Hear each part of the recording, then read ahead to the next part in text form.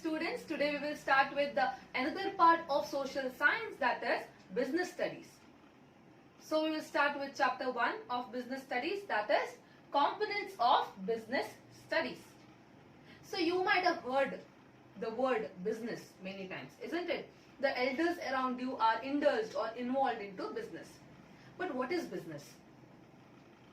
Students, business word is derived by the word busy. So business means being busy. Alright.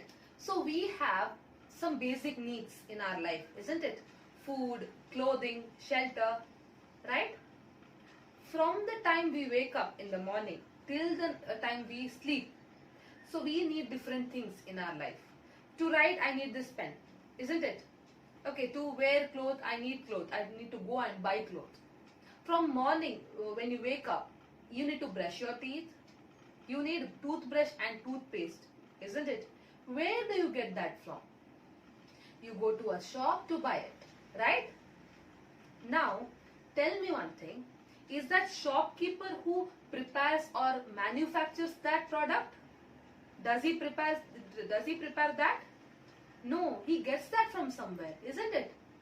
So, the one who makes and the one who buys. In between, there are few middlemen. Okay, that procedure is called as supply chain. So, the one who makes or prepares that product is called as manufacturer. Okay, and the one who buys is called as consumers. That is we. We, the people who use the product, who go and buy the product, are called as consumer because we consume the product. Alright, but there are few middlemen. We will learn about them. Manufacturer is the one who manufactures or produces or prepares the product. Okay, then wholesaler. Wholesaler is the person who buys the product from manufacturer in bulk. Maybe some 10,000 boxes of toothpaste. 10,000 boxes of toothpaste. Have you ever purchased 10,000 boxes of toothpaste? No, right? So what does he do? Wholesaler buys that product from manufacturer.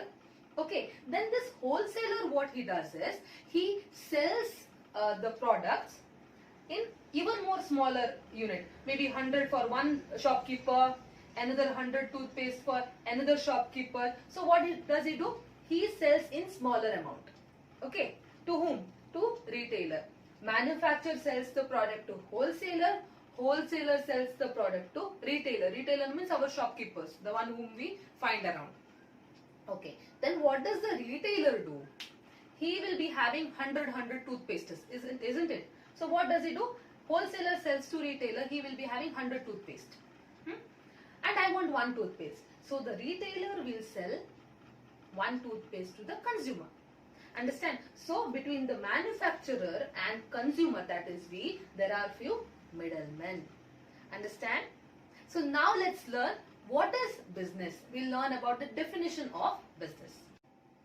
Business is an economic activity which is related to continuous production and distribution of goods and services for satisfying human wants. This is the meaning of business. So you might have some confusion relating to what is economic activity, okay, what is production, what is distribution, what is the meaning of goods, services, isn't it? So we will learn about it one by one. Economic activity. What is economic activity? Economic activity is concerned or related to production and exchange of goods and services. Production means producing a product, manufacturing or preparing a product. Exchange of goods and services means, now you go to a shop, right? For example, take toothpaste. You want to buy a toothpaste. So what do? You buy toothpaste and you give something in return, right? What do you give?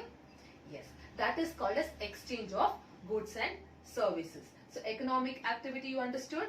Next, which is related to continuous production. Production, as you all know, production means producing. Now manufacturer might be producing or preparing some goods, like for example anything, soap. He has to keep on preparing. Why? Because shopkeeper, whatever he is having, that he might sell everything. Then the consumers will demand more, right? Once you like a soap, you will go to that particular shop and ask for it again and again, right? After you finish that product, you will go back to that shop and you will ask for it. I want this soap, it's very good. So what does the manufacturer have to do? He has to keep on preparing that soap. If there is demand or if the consumer wants, manufacturer has to keep on preparing. He can't stop his production in between. Understand? Okay. Continuous production and distribution. We have already learnt about supply chain, right? It is also called as distribution chain. Manufacturer will sell it to wholesaler. Wholesaler will sell it to the retailer. Retailer will sell it to consumer. That is distribution chain. So continuous production and distribution of goods and services. Goods means it's a solid product, solid, like toothpaste or toothbrush or soap, anything, whatever you get in the shop. Maybe chips, biscuits or whatever. It's a solid content, that is called as goods. Services relates to, it might be services of a plumber, an electrician, the AC technician. He comes home, the plumber comes home and repairs all the plumbing works and he goes, right? He gives you something? No, except the bill. Right? What does he do? He gives you good service and goes. Isn't it? You give money in return. He doesn't give you any solid product. What does he give you? He gives you good service and goes. Services, do you understand now? Okay. For satisfying human wants. You go to a shop and buy products. Why? Because you want it. Isn't it? Even services. Why do you want a plumber to come and repair your taps and everything? Why? Because you want it. So to satisfy human wants, business is needed. Now let's learn about the types of economic activities. We already know what is economic activities, isn't it? Economic activity is concerned with the production and exchange of goods and services. So economic activity is broadly classified into three types. That is business, profession and employment. That we will learn one by one. Business, as you already know, business is concerned with the production and distribution of goods and services. So you already know what is goods and services. So production and distribution is called as business. What is profession? The people who are specialized or expertised in particular field and they render their own services regarding their field. That is called as profession. For example, maybe lawyers, doctors, chartered accountants. They are already specialized in their own field. They have studied more. They are expertised in the field which they are. Can I be a doctor? No, I am a teacher. So I am a teacher by profession. So I am expertised in this field.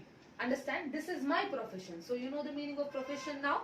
Now let's learn about employment. The person who is working under an employer, the employee, and the work what he do is called as employment. It might be the industrial laborer, agricultural laborer, the one who works under somebody, and that work is called as employment. You might have heard me using this word many times while explaining about economic activity, while explaining about business. I have used this term a lot of times. That is exchange of goods and services. But what is exchange? Students, from the place a manufacturer produces a product till it reaches the consumers, there are a lot of things which a manufacturer will think about. That is, first one, marketplace. When a manufacturer produces a thing, maybe it is in Mumbai, okay, it has to reach the consumers, maybe in Karkala, for example. Okay, if he produces sweater and now think it's summer, okay, will the Karkal people buy it? If he sends it here, will the Karkal people buy it? So the manufacturer has to produce something which the market demands, that Karkal people want. Okay.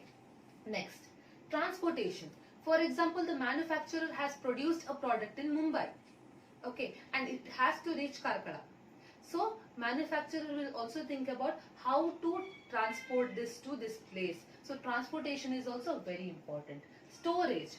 For example, vegetables, fruits, it doesn't last more than a week. So how to store, where to store, that is also something to think about. Price. For example, this duster is of 50 rupees. This duster is of 50 rupees. If the shopkeeper sells it for 1000 rupees, will you buy it? No, right? So price is also a important thing to think about, and whatever the price which is suitable for that particular marketplace, only that should be allotted. Next, consumption and consumer. These two terms which you have to learn. Consumption and consumer is the two separate words. Consumption means art of consuming or buying. Okay, you go to a shop and buy, that is consumption. The person who buys is called as consumer, that is me. I'll be going out and buying things, I am consumer. The process of buying is called as consumption. Understand? Now let's learn evolution and growth of commerce. Evolution means changes. Okay, so now we are going to learn changes and growth of commerce. But before that, what is the meaning of commerce? You might have heard this term many times, especially from the student who is trying to pursue his higher studies after 10th. This is one of the stream. Okay, after 10th you will find this is commerce is one of the stream. You might have heard them saying, I'm going to choose commerce, I'm going to choose science. So this term you might have heard there. But what is the actual meaning of commerce?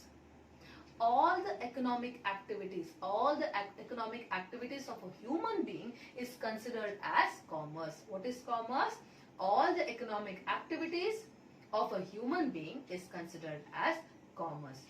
It includes production, business, industries, banking, insurance agencies, advertising or advertisement, transportation. These helps the goods to reach the consumers. Let me tell you how. Production. What is the meaning of production? It is the process of making or producing or manufacturing a product or a good. Okay, a thing. Business you already know. Industries, it's the place where things are manufactured. You might have heard you might have heard about industries. There we produce few things, maybe of tile industry, textile industry. Textile industry, you manufacture or produce clothes, right? You might have heard about this term. This is the place where things are manufactured. Okay. Banking, how does it help the good to reach the consumer? Banking helps the one who manufactures a thing by giving money facility or financial aid or financial facility. You might have heard the company is taking loan or the industry is taking loan, isn't it? So banking helps the manufacturer by giving facility of money to produce things, because to produce things the producer will definitely need money. That too, he doesn't produce one or two things. He has to manufacture in bulk. So he needs a lot of money. So banking helps the manufacturer by providing money. Insurance agency, how does it help? Insurance agencies,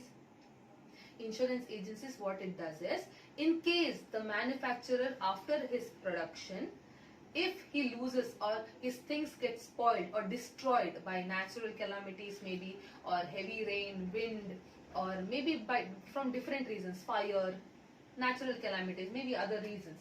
If it gets spoiled, the insurance agencies can cover a part of percentage of his destruction. What does the insurance agencies do? It helps the manufacturer by giving a percentage of financial help. It covers the risk of this destruction. Okay. Advertising. How do you understand that this brand is in the market? Maybe of Patanjali or maybe of any brand. You watch some advertisements in the TV, right? When you see an advertisement, you feel like buying it. So what does it basically do? Advertisement helps or educates the consumers that these products are in the market. Okay. Transportation. As I've already told you, manufacturer manufactures a product in a place. It has to reach the consumers, right? In different places, not only in Karkala. If a manufacturer produces something in Mangalore, it has to reach all around India. Sometimes, okay, if he wants it to expand, if he wants his business to get expanded, he will have to find some different facilities of transportation so that it reaches the different parts of India. Okay, so transportation helps the goods to reach the consumers. So these things helps the goods to reach the consumers. Okay. Commerce is a part of business which is concerned with distribution of goods, as I told you already. Evolution or changes of commerce did not happen in one day. It had to cross few stages that we are going to learn now. There were 8 important stages. We will learn one by one. First one is hunting and fishing stage. This is an ancient stage where there was no economic activity, there was no buying and selling. But we'll have a complete different picture of them. The nomads. Nomads as in the people who wander from one place to another in search of food. So you'll have a different picture what you don't find now. They were the people who do not have houses.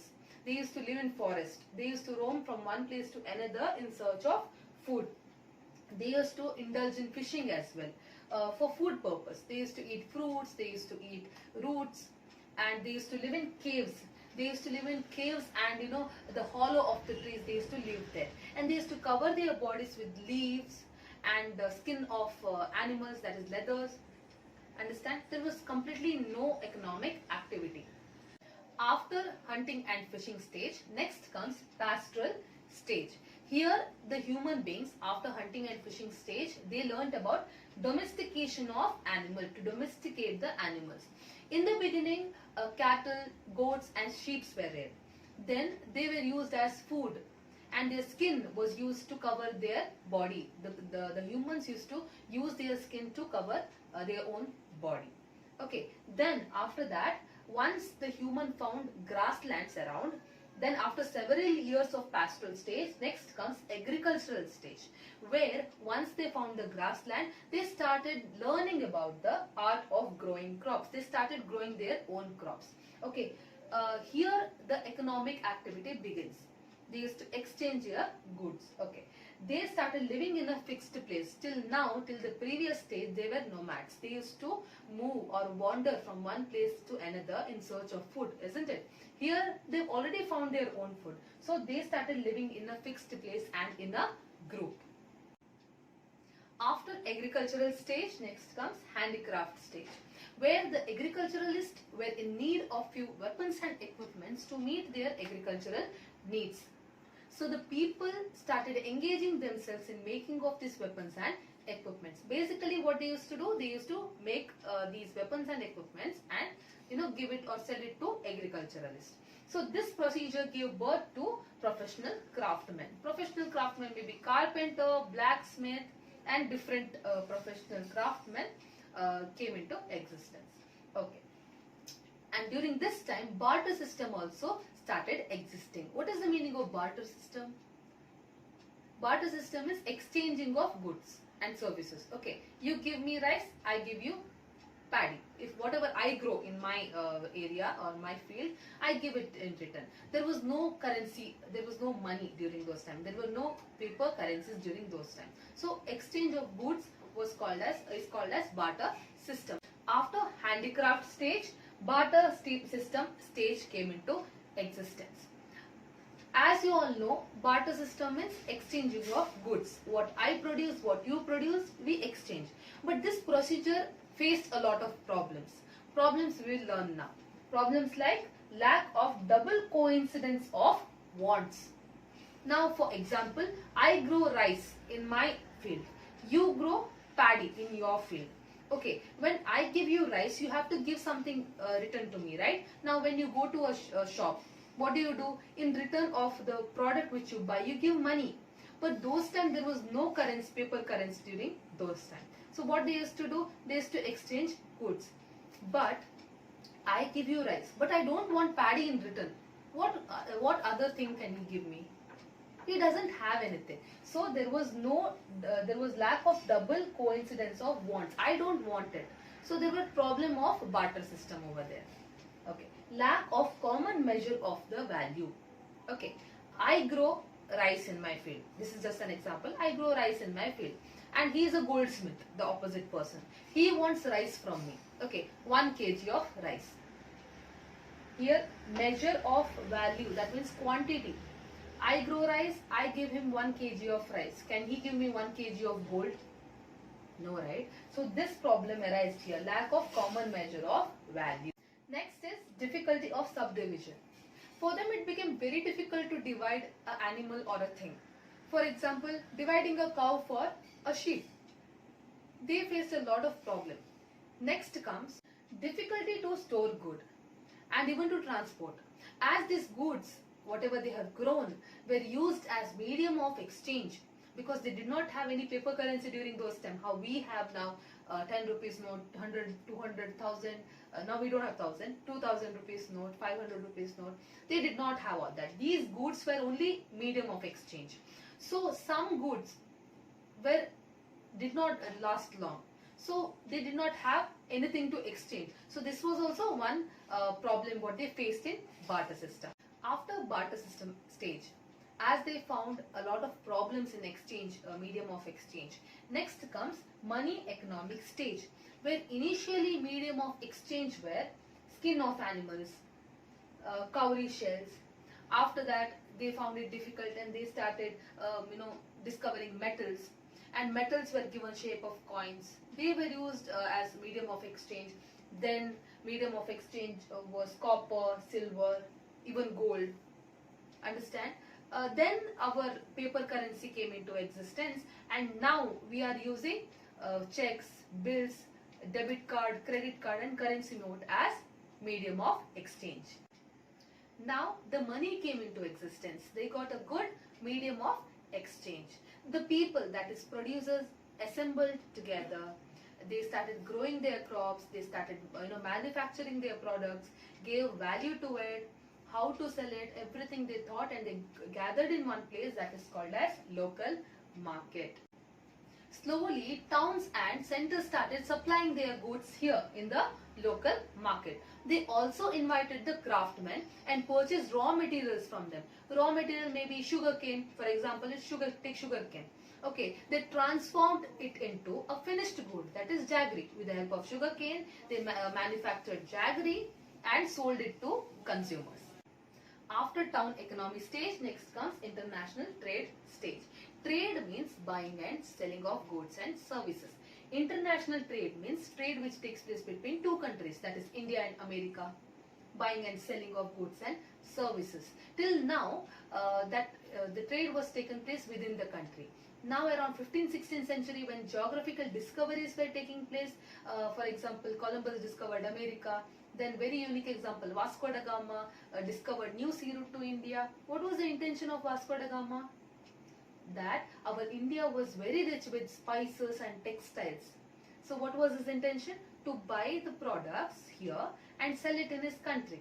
It was profitable for him. So buy good goods from India and sell it in his native country. So this is how international trade, this is what is international trade.